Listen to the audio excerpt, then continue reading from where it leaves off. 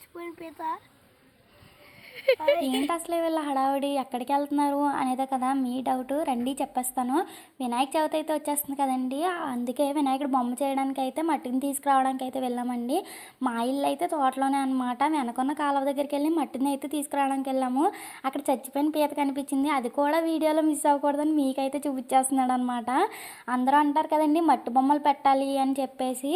ఈసారి అయితే మీ ఇంట్లో పిల్లలతో అయితే బొమ్మను అయితే రెడీ చేయనివ్వండి, ఎందుకంటే వాళ్ళ క్రియేటివిటీ పెరుగుతుంది అనమాట. కొత్త కొత్త ఆలోచనలు అయితే రావడానికి హెల్ప్ అవుతుంది. అంతేకాదు ఇలా పెట్టాలి అలా పెట్టాలి అని వాళ్ళు నేర్చుకుంటారనమాట. మనం కొంచెం గైడెన్స్ ఇస్తే సరిపోద్ది. మన పిల్లలు అల్లరి చేసినా మనకైతే ఆహ్లాదంగానే అనిపిస్తుంది కదండి. ఇదిగోండి ఇదైతే మన వినాయకుడు అనమాట. ఫైనల్ లుక్ వచ్చేసి ఇలా ఉన్నాడు. అంతేకాదండి మన సాత్విక్ కూడా తన చేతులతో వినాయకుని అయితే చేస్తాడు. ఎలా ఉందో చెప్పేయండి. ఇలాంటి వీడియోస్ కోసం మన ఛానల్ని లైక్ చేసుకోండి, సబ్స్క్రైబ్ చేసుకోండి.